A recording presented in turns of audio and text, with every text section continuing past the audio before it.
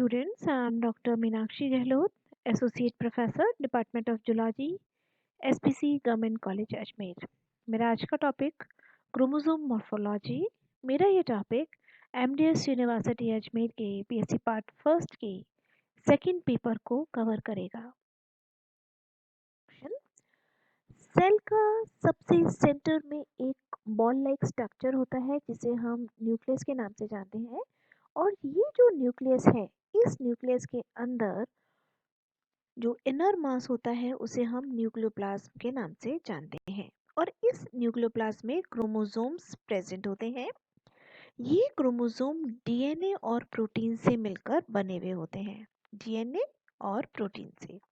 और ये जो क्रोमोसोम है, इंटरफेज जो सेल डिवीजन की जो स्टेज है, प्रिपरेटरी जो स्टेज है, उस ड्यूरेशन में ये थ्रेड लाइक यानी कि धागे के जैसे दिखाई देते हैं। जैसे जैसे हम तो ये धागे जैसे हैं, तो हम इसे एक इंडिविजुअल स्ट्रक्चर के रूप में नहीं समझ सकते हैं, आइडेंटिफाई नहीं कर सकते हैं जब तक कि इसे स्टेन नहीं किया जाए। अब ये जो पूरा स्टेन मटेरियल है उसे हम क्रोमेटिन मटेरियल के नाम से जानते हैं, जिससे कि कंडेंस होकर ये क्रोमोसोम बनते हैं। जैसे ही सेल डिवीजन स्टार्ट होता है, वैसे ही ये कंडेंस होना शुरू हो जाते हैं और थिक हो जाते हैं, और इन्हें सेपरेट स्ट्रक्चर के रूप में देखा जा सकता है। क्रोमोसोम के अंदर जीन्स होते हैं, और ये जो जीन्स हैं, डिफरेंट जो कैरेक्टर्स हैं एनिमल्स के अंदर, उन्हें ये कंट्रोल करते हैं। हर यूकैरियोटिक जो स्पीशीज है उसकी एक स्पेसिफिक नंबर होता है क्रोमोसोम का। जैसे ह्यूमंस के अंदर अगर हम देखें तो 46 क्रोमोसोम होते हैं, यानी कि 23 पेयर्स ऑफ क्रोमोसोम, जिसमें कि 22 जो होते हैं ऑटोसोम्स होते हैं और एक पेयर सेक्स क्रोमोसोम्स प्रेजेंट होते हैं। यहाँ पर आप डायग्राम के अंदर देख सकते हैं डीएनए का डबल हेलिकल स्ट्रक्चर, और वो एक थ्रेड लाइक फॉर्म में प्रेजेंट है, और हिस्टोन प्रोटीन के चारों तरफ से ये लिपटा हुआ है। ये सर्कुलर हिस्टोन प्रोटीन, और उसके ऊपर डीएनए का डुप्लेक्स जो हेलिकल स्ट्रक्चर है वो लिपटा हुआ है। इन दोनों को मिलाकर हम न्यूक्लियोसोम के नाम से जानते हैं। और ये पूरा का पूरा जो थ्रेड लाइक स्ट्रक्चर है उसे हम क्रोमेटिन मटेरियल के रूप में जानते हैं। अब ये थ्रेड जैसे ही सेल डिवीजन स्टार्ट होता है, ये थिकन होना शुरू हो जाते हैं और क्रोमोसोम के फॉर्म में प्रेजेंट हो जाते हैं। क्रोमोसोम के अंदर आप ये देखिए, दो तो इसके अंदर क्रोमेटिड्स दिखाई दे रहे हैं हमें।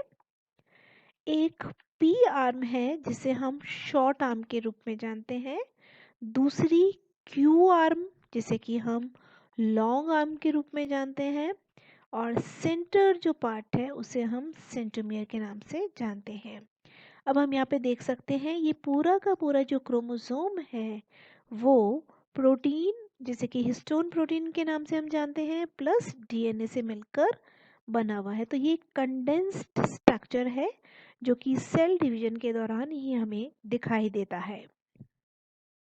क्रोमोसोम जो है वो, अगर हम देखें उसकी अगर अपीयरेंस को देखें तो वो बहुत डिफरेंट डिफरेंट आकार की हमें दिखाई देती है। और इसके अंदर जो विभिन्नता है क्रोमोसोम की जो शेप के अंदर, वो उसके साइज में, उसकी स्टेनिंग प्रॉपर्टीज में, उसके अंदर जो क्रोमोसोम के अंदर जो सेंट्रोमियर प्रेजेंट है उसका, उनकी दोनों आर्म्स की लेंथ, तो ये सब के सब जो है वो डिफर करता है क्रोमोसोम के अंदर। और इसकी जो शेप होती है वो एनाफेज के दौरान हम देख सकते हैं। और इनके अंदर जो टीलोमेयर के कारण क्या होता है, एक कोई जे शेप का हो जाता है, कोई वी शेप का हो जाता है। तो इस तरीके से क्रोमोसोम का जो शेप है वो बिल्कुल डिफर करता है।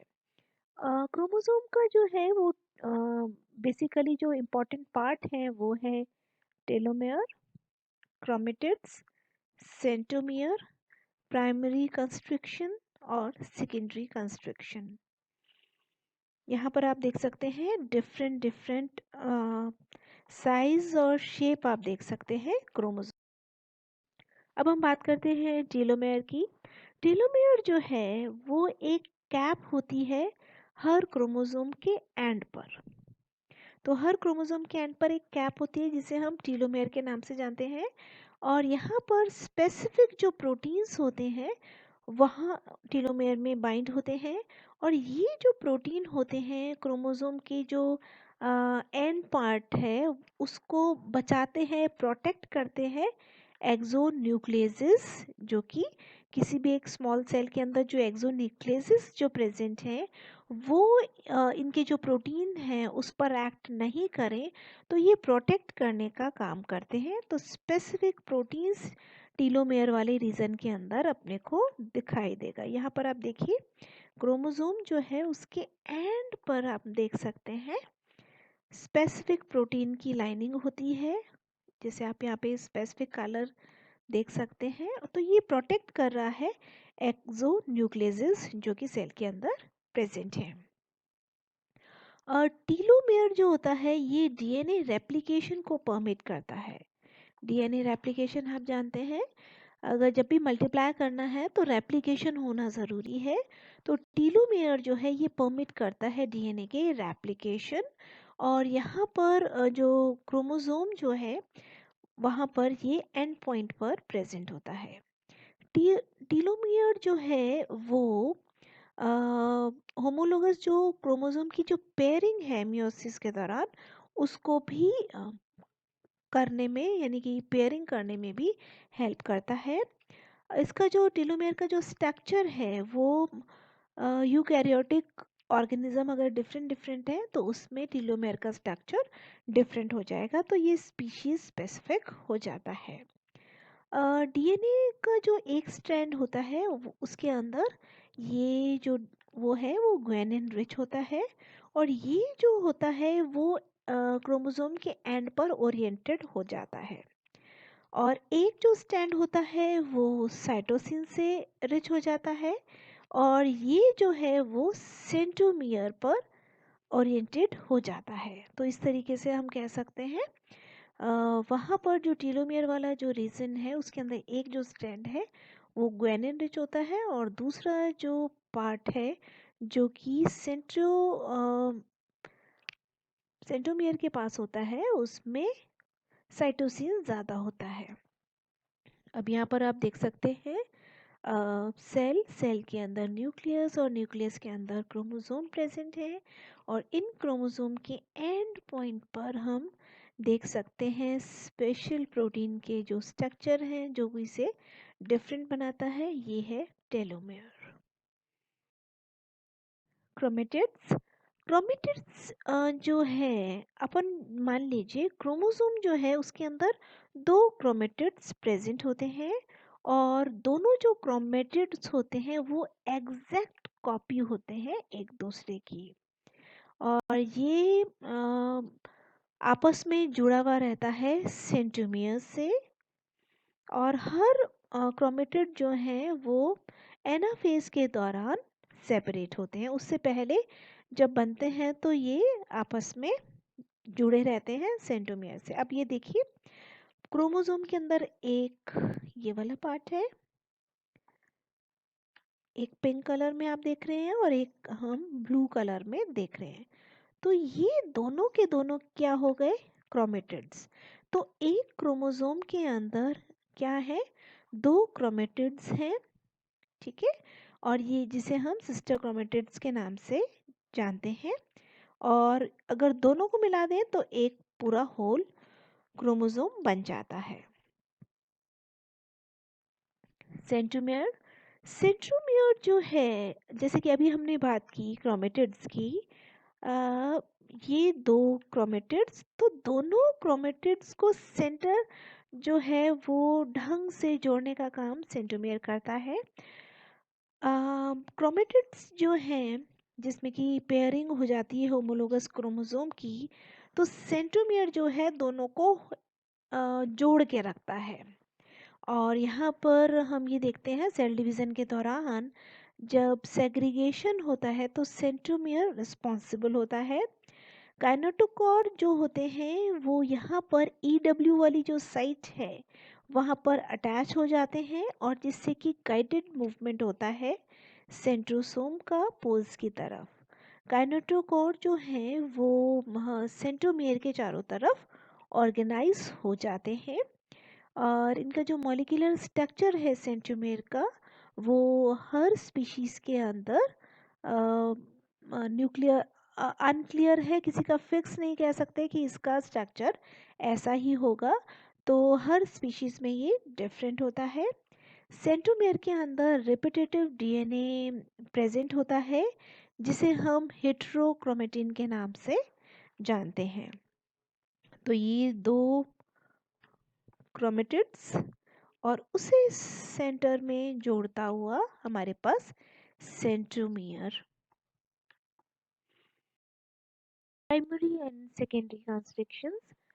क्रोमोसोम्स के अंदर कुछ स्पेशल पॉइंट पर कंस्ट्रक्शंस प्रेजेंट होते हैं। ये जो कंस्ट्रक्शंस हैं उसे दो तरीके के हैं। फर्स्ट है प्राइमरी कंस्ट्रक्शन और दूसरा है सेकेंडरी कंस्ट्रक्शंस। मोस्टली में प्राइमरी कंस्ट्रक्शन प्रेजेंट होता है, कुछ में सेकेंडरी कंस्ट्रक्शंस भी प्रेजेंट होते हैं। और यहाँ पर जो न्यूक्लियोलस जो है इस रीजन से अटैच हो जाती है और यहाँ इस रीजन के अंदर मल्टीपल जो कॉपीज होती हैं जीन की राइबोसोमल आरएनए वहाँ पर ट्रांसक्राइब होता है न्यूक्लियोलस के अंदर। तो इस तरीके से ये अटैच करने का काम करता है न्यूक्लियोलस को। तो यहाँ पर आप देख सकते हैं प्राइमरी कंस्ट्रक्शन और दूसरा है सेकेंडरी। अब हम अल्ट्रा स्ट्रक्चर की बात करते हैं क्रोमोसोम की। जैसा कि हम जानते हैं, अभी तक हमने ये डिस्कस किया है कि जो डीएनए जो है वो हिस्टोन प्रोटीन के साथ मिलकर न्यूक्लियोसोम बनाता है जो कि न्यूक्लियस के अंदर प्रेजेंट होता है और ढेर सारे न्यूक्लियोसोम मिलकर क्रोमेटिन फाइबर का निर्माण करते हैं और ये जो क्रोमेटिन फाइबर्स हैं कंडेंस होकर क्रोमोसोम बनाते हैं। तो ये एक बेसिक हायरार्की हमें समझनी होगी। क्रोमेटिन जो है वो डीएनए और हिस्टोन प्रोटीन से मिलकर बने हुए हैं और इनके बीच में जो बॉन्ड है वो एक कॉम्प्लेक्स स्ट्रक्चर होता है जिसमें कि क्रोमोसोम का फॉर्मेशन होता है। और ये जो है सारी की सारी डीएनए की जो एक्टिविटी होती है रेगुलेटेड होती है और इनके अंदर डिफरेंट जो हिस्टोन प्रोटीन्स हैं वो प्रेजेंट होते हैं। न्यूक्लियोसोम में चार तरह के हिस्टोन प्रोटीन होते हैं जो कि कोर पार्टिकल्स बनाते हैं और न्यूक्लियोसोम जो है उसके अंदर 8 मॉलिक्यूल्स जो हैं वो हिस्टोन के प्रेजेंट होते हैं। डीएनए जो है उसके अंदर एक कॉइल्ड स्ट्रक्चर है जो कि न्यूक्लियोसोम का फॉर्मेशन करेगा और हिस्टोन के अंदर हाई प्रोपोर्शन जो है वो पॉजिटिवली चार्ज्ड एमिनो एसिड होते हैं। तो ये हमें ध्यान रखने की ज़रूरत है। हिस्टोन जो प्रोटीन है उसके अंदर पॉजिटिवली चार्ज एमिनो एसिड का जो प्रोपोर्शन होता है बहुत ज़्यादा होता है जिससे कि ये टाइटली बाउंड हो जाते हैं नेगेटिवली चार्ज डीएनए के और एक क्रोमेटिन बनाते हैं और इस तरीके से अनफोल्डेड जो क्रोमेटिन है वो बीड्स के फॉर्म में या स्ट्रिंग के अंदर दिखाई देते हैं इलेक्ट्रॉन माइक्रोस्कोप के अंदर। क्रोमेटिन मटेरियल जो है वो उसका जो ऑर्गेनाइजेशन है वो ट्रांसक्रिप्शन जो है उस प्रोसेस को कंट्रोल करता है यानी कि डीएनए ट्रांसक्रिप्शन को।